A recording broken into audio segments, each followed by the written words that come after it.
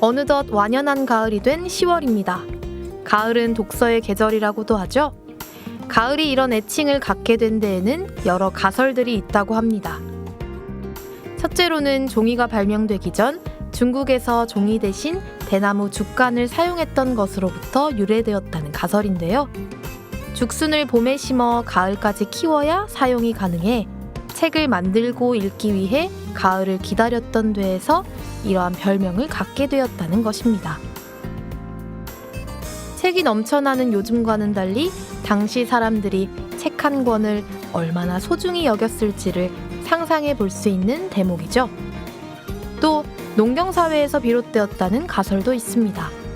한 해 농사를 마무리하고 가을에서야 휴식을 취할 수 있었던 사회였기에 여유로이 책을 읽을 수 있는 시기가 바로 가을이었다는 것입니다. 이러나 저러나 선선한 가을은 성경을 통한 영혼의 양식과 책을 통한 마음의 양식을 모두 쌓을 수 있는 좋은 계절이라는 생각이 듭니다. 이렇게 감사한 계절에 새롭게 부활한 엘림 책방 코너가 성도님들을 기다리고 있는데요. 한 달에 한 번 저희가 대신 읽어드리는 신앙서적 한 권이 성도님들의 신앙에 풍성한 영양제가 되기를 기도하며 하나님이 함께 하시는 라디오 광야에서 만난 엘림 책방 코너로 지금 시작합니다.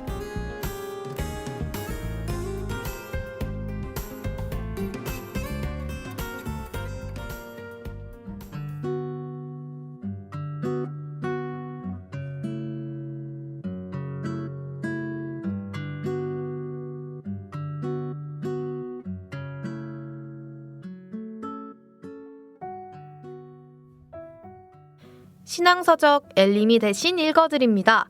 책과 함께하는 간증교재 엘림 책방 코너가 다시 돌아왔습니다.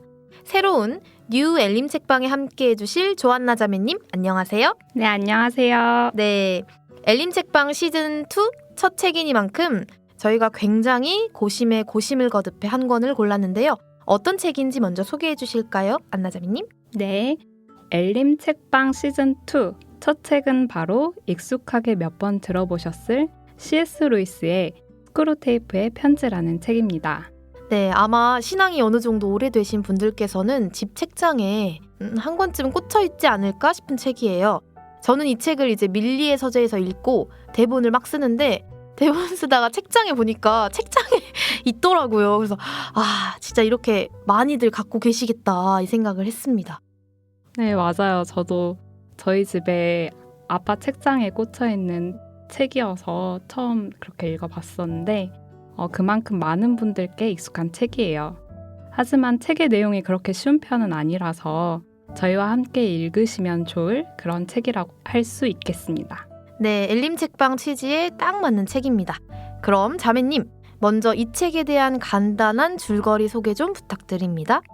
네, 책의 제목에 등장하는 스크루테이프는 삼촌 마귀예요. 이 마귀가 웜우드라는 조카 마귀에게 보내는 31통의 편지가 주된 내용인데요. 주요 인물들을 지칭하는 단어가 참 재밌어요. 네.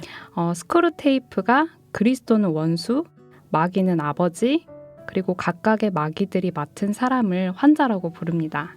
책의 시대적 배경은 세계 제2차 대전이 진행될 무렵이에요. 어느 한 사람이 그리스도인이 되지 않도록 방해하라는 삼촌 마귀의 첫 편지로 시작이 됩니다. 이후 그 사람이 그리스도인이 되자 그때부터 스크루테이프는 자기 조카 마귀에게 끊임없이 신앙생활을 방해하는 방법을 편지로 남겨요.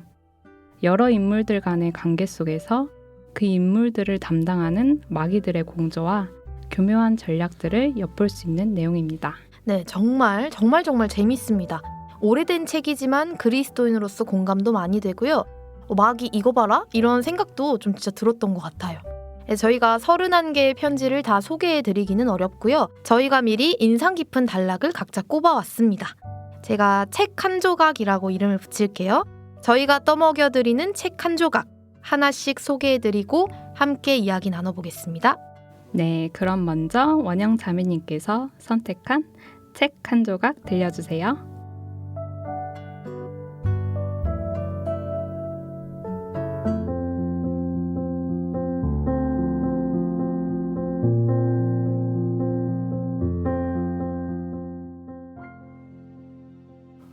원수는 자신을 작게 복제해 놓은 이 혐오스러운 인간들로 우주를 우글우글 채울 생각을 정말로 하고 있다고. 우리의 전쟁 목적은 다른 존재들을 모조리 삼켜버리는 세상이지만 원수가 바라는 건 원수 자신과 결합했으면서도 여전히 구별되는 존재들로 가득 찬 세상이야. 피조물과 하나가 되면서도 그들의 모습은 그대로 지니게 하겠다니 원. 원수는 피조물들이 제 힘으로 서게 내버려둔다. 흥미는 다 사라지고 의무만 남았을 때에도 의지의 힘으로 감당해낼 수 있게 하겠다는 속셈이지. 인간은 꼭대기에 있을 때보다 이렇게 골짜기에 처박혀 있을 때 오히려 그 작자가 원하는 종류의 피조물로 자라가는 게야. 그러니 이렇게 메마른 상태에서 올리는 기도야말로 원수를 가장 기쁘게 할 수밖에. 원수는 넘어져도 계속 걷겠다는 의지만 보이면 좋아라 한다고. 그러니 워무드, 속지 말거라. 인간이 원수의 뜻을 따르고 싶은 갈망을 잃었더라도 그렇게 하겠다는 의도를 여전히 가지고 있다면 세상을 아무리 둘러보아도 원수의 흔적조차 찾을 수 없는 것 같고, 왜 그가 자기를 버렸는지 계속 의문이 생기는데도 여전히 순종한다면 그때보다 더 우리의 대의가 위협받을 때는 없다.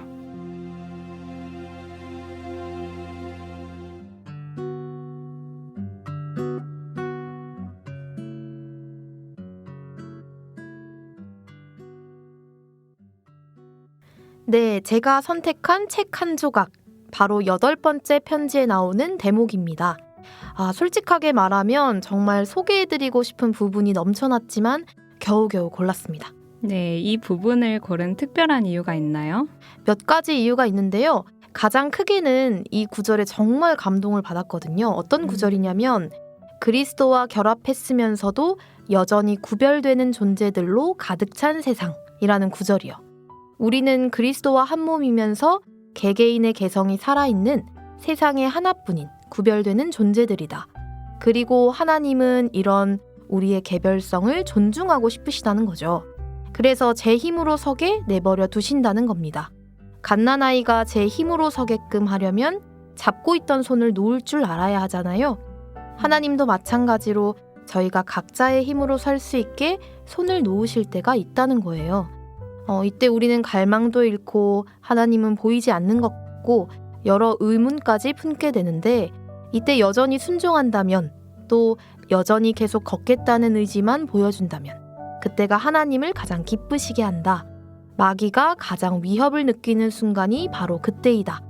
이런 것이 정말 말할 수 없이 많은 감사가 되었습니다. 그리스도와 결합하지만 구별되는 존재들. 정말 그리스도인들을 멋지게 정의한 것 같아요. 네. 전 이 구절이 C.S. 루이스가 표현한 마귀의 의도가 가장 적나라하게 드러난 부분이 아닌가라는 생각을 했어요. 작가는 마귀가 악을 저지르는 동기 중 하나를 굶주림으로 보았는데요. 마치 인간의 영혼을 집어삼키는 마귀의 욕망을 하나님께서 인간을 자신과 결합하기 위한 사랑을 패러디한 것이다 라고 합니다. 진정한 사랑의 의미가 아니라 자기의 탐욕을 채우고 싶은 개걸스러운 욕망이죠. 그래서 마지막 31번째 편지에 스크루테이프는 워무드에게 이렇게 서명을 합니다. 너를 더더욱 개걸스레 탐내며 아끼는 삼촌. 좀 무서워요. 그쵸. 그래서 그리고 워무드라는 이름 뜻이 고난인데요. 얼마 전 수요 말씀 이기는 자에서 나오는 내용이 기억에 나요. 이긴 자의 삶은 굴곡이 없다는 것이 아니라 넘어져도 일어날 힘이 있다는 것이다. 아까 원영자매님께서 말씀해 주신 표현처럼 하나님께서 마치 손을 놓으신 것 같은 고난을 허락하셨지만 우리 속엔 일어날 수 있는 힘이 있고 최후 승리를 얻는 이긴 자가 될 수 있구나. 우리는 이미 얻은 승리 속에 살고 있다는 것이 당장의 어려움을 의연하게 볼 수 있는 비결 같아요. 넘어져서 엉엉 우는 어린아이였지만 이젠 고통이 잠깐이라는 걸 아니까 훌훌 털고 주님이 주신 길을 걸어가야죠. 우린 성장하니까요. 네, 전 정말 마지막으로 여전히 구별되는 존재들, 이 단어를 정말 명심했으면 좋겠습니다. 또 제 스스로가 그리고 또 우리 힘든 형제 자매님들께서요. 가끔은 신앙생활이 뭔가 나를 짓누르는 짐처럼 여겨질 때도 있잖아요. 어떤 날은 또 마귀가 우리에게 하나님이 지금 너를 과도하게 핍박하고 계신 거야 라고 이간질을 하기도 하죠. 하지만 그건 하나님께서 내 자아를 파괴하려고 하시는 것이 아니라 내가 정말 불순물 없이 나만의 고유한 장점들을 더 빛낼 수 있도록 하기 위해 주시는 연단이라고 여겨야겠다 생각을 했습니다. 하나뿐인 우리가 더 독보적인 존재가 되길 바라시는 하나님의 교육 방식 같은 거구나 하고 느끼게 되었고, 이런 상황에서 마귀를 골려줄 수 있는 방법은 바로 계속 걷겠다라는 의지를 보여주는 것이다. 밑줄을 쫙 그어야겠습니다. 그럼 안나 자매님의 책 한 조각도 얼른 들어보고 싶은데요. 제가 선정한 찬양이 있는데 찬양 You Are고 돌아오겠습니다.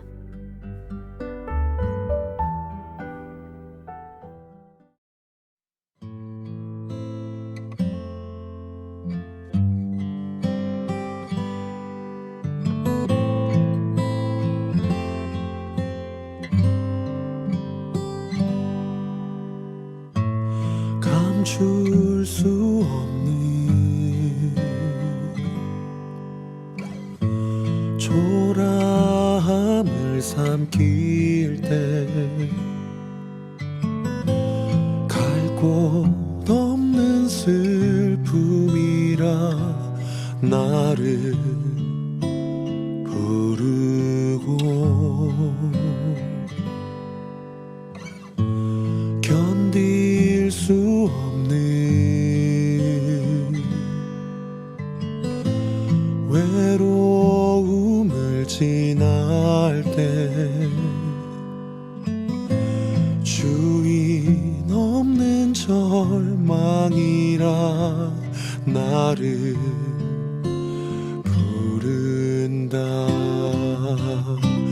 더까지 차오른 가쁜 숨조차 내쉴 곳이 없는 고난 나에게 주만은 나의 도움, 주만은 나의 평안.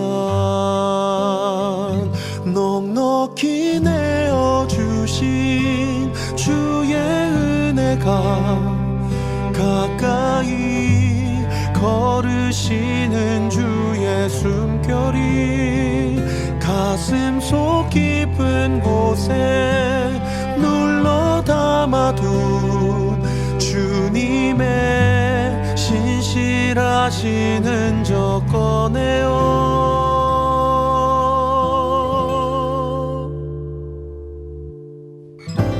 견딜 수 없는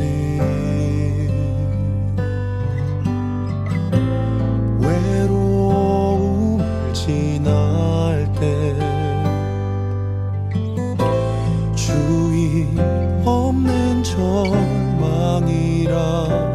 나를 부른다.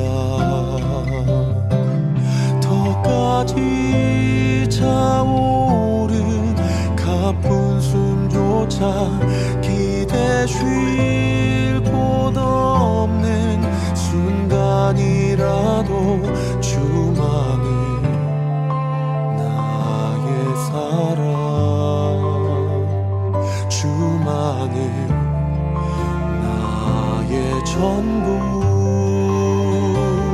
넉넉히 내어주신 주의 은혜가 가까이 걸으시는 주의 숨결이 가슴 속 깊은 곳에 눌러 담아둔 주님의 신실하신 흔적 꺼내어 너는 나의 기쁨이라, 너는 나의 사랑이라, 너는 나의 기쁨이라,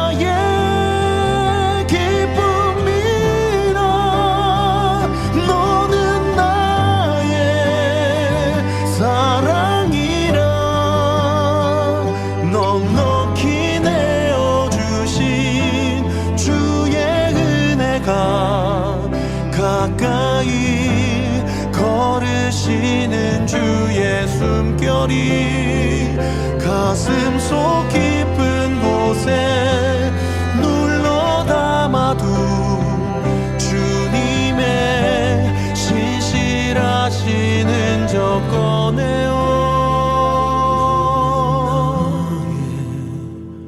기쁨이라 너는 나의 사랑이라 너는 나의 기쁨이라 너는 나의 사랑이라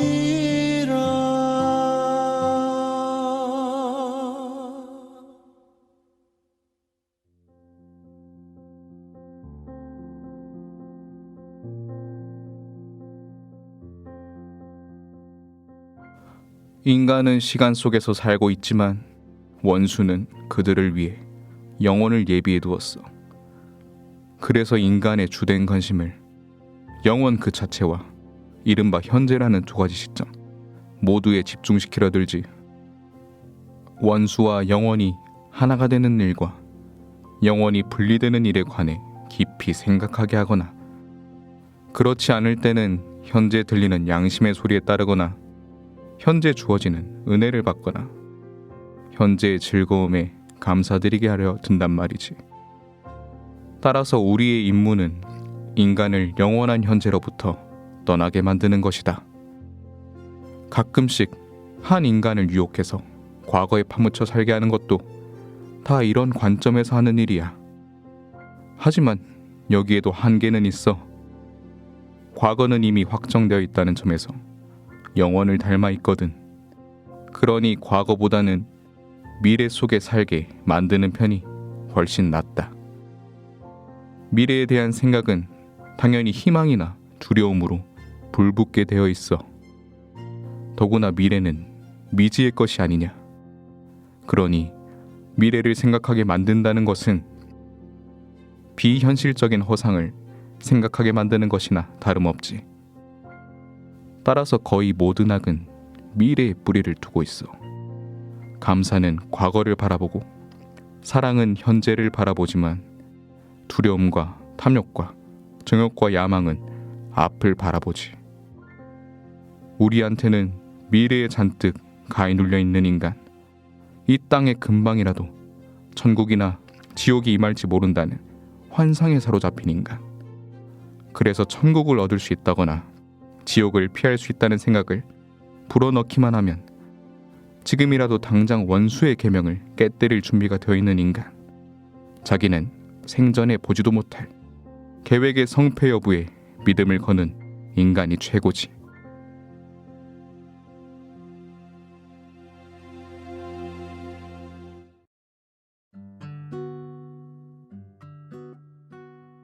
네, 안나자매님께서 골라주신 책 한 조각, 책의 15번째 편지에 나오는 대목이군요. 과거, 현재, 그리고 미래에 대한 마귀의 생각들이 드러난 편지인데요. 안나자매님은 어떤 점에서 이 대목을 고르셨나요? 네, 여기서 스크루테이프가 인간을 시간, 특히 미래로 유혹하라고 조언을 하잖아요. 네. 스크루테이프는 과거는 확정된 것, 영혼과 밀접한 것, 현재는 영혼과 밀접한 것, 미래는 흐릿하고 모호한 것, 이렇게 설명을 하는데요. 이 부분을 보면서 반대로 과거, 현재, 미래 모두 하나님이 우리에게 주신 건데 이것들을 정말 어떻게 바라봐야 할까 생각하게 되었습니다. 사람마다 어떤 시간을 더 크게 보는지에 따라 마귀의 올무가 되는 것들이 있어요. 여기서 스크루테이프도 과거에 파묻히게 하는 유혹법을 쓴다고 했는데 과거의 영광에 도취되어 있거나 뭐 일종의 왕년회 같은 왕년회 또는 과거의 고통 때문에 자기 연민에 빠져 있는 거죠. 그리고 미래에 빠진 사람은 모호한 환상과 청사진을 그리면서 닿지 않는 이상과 현실의 괴리감, 이런 것들로 넘어질 수 있는 것 같습니다. 마귀가 과거와 미래를 마치 필요악처럼 꾸민다는 생각이 들었는데 과연 하나님은 우리에게 과거와 미래를 어떤 의미로 주신 걸까? 사실은 역사 속에서 교훈을 얻고 미래 속에서 비전을 가질 수 있기 때문에 현재를 살 수 있는 용기와 소망을 끊임없이 불어주신다는 생각을 해보게 되었습니다. 아, 그러니까 과거도 미래도 여기 책에는 좀 부정적으로 표현되어 있지만 하나님이 주신 선하신 목적이 있다. 네, 네, 이런 생각을 하셨다는 거죠? 네 맞아요. 예전에 저희 광주교회 청년회에서 사랑제라는 걸 발간했었었는데 거기에서 설문지를 받았었어요. 받은 설문지에 답변한 내용이 기억이 나는데요. 그때 답변했던 내용이 과거에 이루어주신 주님의 사랑을 현재 믿음으로 받아들이고 미래의 모든 것이 완전해질 그날을 소망한다. 이렇게 답변을 했습니다. 시간에 따라 내가 무엇을 기억하고 무엇을 갈망하고 무엇을 붙잡고 살아야 할지에 대한 일종의 하나의 슬로건이었죠. 하나님이 주신 시간이 어쩌면 사람에게 그어진 한계점일 수도 있지만 그게 오히려 가장 온전하고 영원한 것을 사모하는 일종의 장치라고 생각이 듭니다. 맞아요. 과거와 미래 모두 선한 장치가 될 수 있는데 사실은 그렇게 사용되지 못할 때가 많은 것 같습니다. 저는 해당 편지에서 이 구절이 인상 깊었거든요. 우리가 바라는 건 전 인류가 무지개를 잡으려고 끝없이 쫓아가느라 지금 이 순간에는 정직하지도 친절하지도 행복하지도 못하게 사는 것이며 인간들이 현재 제공되는 진정한 선물들을 미래의 재단에 몽땅 쌓아놓고 한갓 땔감으로 다 태워버리는 것이다. 이런 구절이 나와요. 근데 요즘 현대 사람들의 생각과 굉장히 유사하다 싶었어요. 특히 최근 들어서 부동산, 주식, 비트코인 이런 것들에 엄청나게 매료됐었잖아요. 저도 근데 물론 미래에 대한 어느 정도의 대비는 필수적이고 또 열심히 살아야 한다고 생각하는 입장인데 다만 미래에 돈을 버는 것에 골몰해서 현재 각자의 영혼이 어디로 가고 있는지 이런 것들은 또 전혀 생각을 하지 못하게 되었다는 점에서 마귀의 수법이 정통하지 않았나 싶어서 좀 씁쓸해졌습니다. 무지개를 잡으려고 쫓아가는 사람들 저 너무 많이 안타까웠어요. 네 맞아요. 그렇게 미래에 대한 희망과 염려가 하나님으로부터 멀어질 수도 있게 하지만 그리스도인에게는 조금 다르다는 생각이 들어요. 관련해서 이제 에피소드가 하나 있는데요. 동생이 이야기했었던 내용이에요. 우선 제 동생에 대해서 설명을 하자면 네. 동생이 일단 저랑 굉장히 많이 달라요. 이게 저는 어떻게 보면 좀 비판적인 사고를 많이 하는 편이고 동생은 좀 희망찬 사고를 많이 하는 편인데요. 예를 들면은 제가 평소에 자주 하는 표현이 있어요. 최악을 생각해. 최악을 생각해 이건데 네. 이제 제 방식인데 이게 살짝 부정적으로 들릴 수는 있지만 사실은 예산을 넓게 세워라 이거예요. 네네. 이제 항상 머릿속에서 이 상황에서 만들어질 수 있는 최악의 시나리오를 짜면 이제 실제로 벌어지는 일에 대해서 좀 더 의연하게 대처할 수도 있고 감정에 휘둘리지 않을 수 있다고 생각을 하기 때문에 이 표현을 자주 썼어요. 그래서 무슨 일이 일어나거나 뭔가 선택해야 될 때 항상 동생한테 최악을 생각해 이렇게 말하곤 했었거든요. 그래서 사고 차이 때문인지는 모르겠는데 저는 이제 우울하다는 표현을 하면 동생은 우울하다는 게 뭔지 모르겠다는 거예요. 워낙 희망차니까. 네. 그러다가 제 동생이 이제 어떤 상황을 하나님께서 단념을 하게끔 이렇게 상황을 주신 게 있었는데 단념을 해야 하는데 희망찼구나. 너무 희망차서 하나님이 혹시 이렇게 다시 해주시지 않을까. 네. 스스로 희망 고문을 하면서 힘들어했던 시기가 있었어요. 그러면서 이제 저한테 자기가 우울하다는 거를 이제 좀 알겠다면서 자기 마음을 저한테 막 설명을 하더라고요. 너무 힘드니까 자기도 감정에 안 휘둘리고 싶어서 생각을 하게 됐대요. 아, 언니가 최악을 생각하라 했지. 그래서 자기 인생에게 벌어질 최악을 생각을 했대요. 그러다가 답이 이제 죽음이었어요. 자기 인생의 최악이. 근데 죽음을 또 생각하니까 자기는 어차피 죽으면 천국을 가는데 이런 생각이 드니까 또다시 너무 희망이 차더라. 결국은 희망찼네요. 그러니까 그래서 그때 당시엔 이 이야기를 듣고 둘이 엄청 웃었었는데 곰곰이 생각을 해보니까 정말 이게 그리스도인답다. 아무리 이 세상이 고통스러워도 우리의 끝은 미래는 희망적이고 소망인 거구나. 그리스도인은 죽음 이상의 시간을 발견할 수 있구나. 결국 제가 동생한테 배운 거는 정말 그리스도인은 긍정적이게 살아야 되겠다. 아, 그렇게 동생한테 한 수 배우게 되는 일로 기억이 납니다. 네, 맞아요. 우리의 미래는 밝습니다. 아, 이렇게 정말 이렇게 더 읽어드리고 같이 얘기하고 싶은 구절이 사실 더 많거든요. 일단 여기까지 하고 책에 대한 총평을 함께 나눠볼까요? 네, 이 책을 한마디로 표현하자면 지피지기면 백전백승입니다. 상대를 알고 나를 알면 100번 싸워도 100번을 이긴다. 사실 이건 원래 지피지기면 백전불태라는 말에서 잘못 알려진 표현인데요. 마귀와의 전쟁에선 이 표현도 쓸 수 있는 것 같습니다. 즉, 마귀를 알고 나와 함께 하시는 하나님을 알면 100번을 싸워도 100번 이길 수 있고 100번을 싸워도 위험하지 않다. 제 총평은 여기까지입니다. 네, 감사합니다. 뭐 저도 비슷한데요. 이 책은 마귀 사용 설명서이다 라고 표현을 하고 싶어요. 마귀는 어떤 사고방식으로 사람들의 생각을 이끌어가는지 정말 자세하게 묘사되어 있고요. 책의 첫 장에 마틴 루터가 했던 말이 나오거든요. 성경 말씀에 승복하지 않는 마귀를 퇴치하려면 비웃고 업신여기는 것이 상책이다. 마귀는 경멸을 참지 못하기 때문이다. 마귀가 일하는 메커니즘을 알고 마음껏 비웃어줄 준비를 하게끔 하는 책. 네, 이 정도로 마무리를 하겠습니다. 신앙서적 엘림이 대신 읽어드립니다. 뉴 엘림 책방 첫 시간 첫 책 어떻게 들으셨나요? 어쩐지 스크루테이프의 편지를 읽어보고 싶다라는 생각을 하실 분들이 많이 계실 것 같아요. 그래서 준비한 이벤트가 있다고요, 안나자미님? 네, 카카오톡에 올라온 링크에서 엘림 책방 참여하러 가기를 클릭하셔도 되고요. 교회 홈페이지 112회 게시물에 올려둔 링크를 통해 참여하셔도 됩니다. 스크루테이프의 편지를 읽고 마귀를 무찌르고 싶어요 등등 책에 대한 소감을 남겨주시면 저희가 추첨을 통해 해당 책을 보내드리도록 하겠습니다. 네, 많은 참여 부탁드려요. 저희는 다음 달에 더 좋은 신앙서적으로 찾아뵙겠습니다. 엘림 책방의 문을 닫는 찬양으로 주 없이 살 수 없네 듣고 오겠습니다. 감사합니다.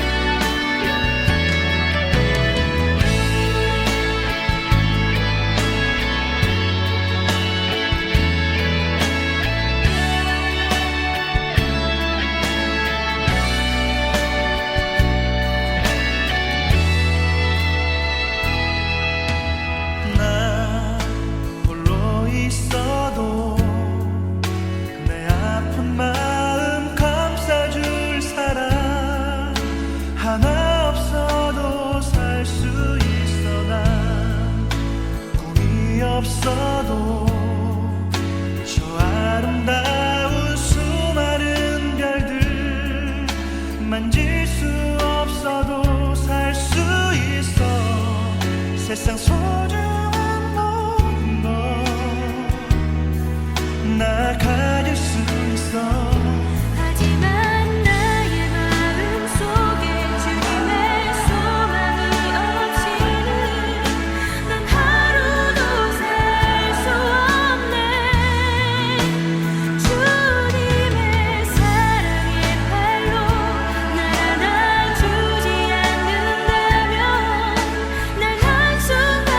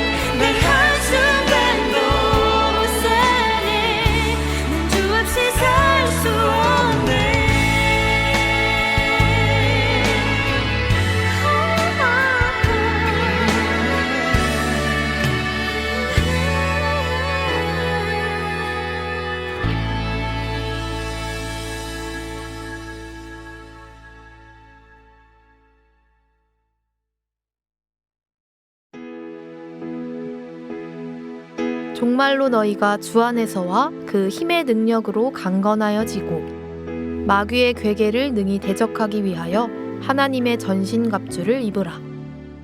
우리의 씨름은 혈과 육에 대한 것이 아니요 정사와 권세와 이 어두움의 세상 주관자들과 하늘에 있는 악의 영들에게 대함이라. 에베소서 6장 10절로 12절 말씀.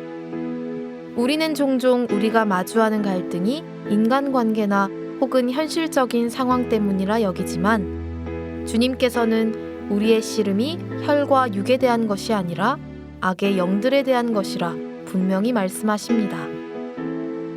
수시로 우리를 넘어뜨리려 하는 마귀의 간교한 회방으로부터 지혜롭게 탈출할 수 있도록 주님을 늘 가까이 하는 그리스도인이 될 수 있기를 소망하며 하나님이 함께 하시는 라디오 광야에서 만난 엘림, 오늘도 주 안에서 평안하시기를 기도합니다. 나의 가는 길 주님 인도하시네. 그는 보이지 않아도 날 위해 일하시네. 주 나의 인도자 항상 함께 하시네. 사랑과 힘 베푸시며 인도하시네. 인도하시네.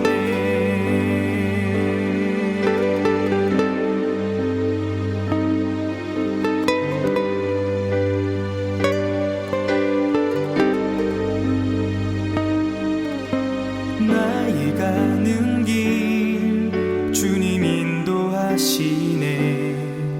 그는 보이지 않아도 날 위해 일하시네. 주 나의 인도자 항상 함께 하시네. 사랑과 힘 베푸시며 인도하시네. 인도하시네. 광야의 길을 만드시고 날 인도해. 사막의 강 만드신 것 보라. 하늘과 땅 변해도 주의 말씀 영원히 내 삶 속에 새 일을 행하리.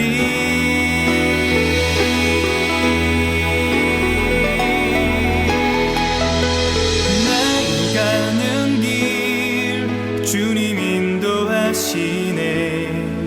그는 보이지 않아도 날 위해 일하시네. 주 나의 인도자 항상 함께 하시네. 사랑과 힘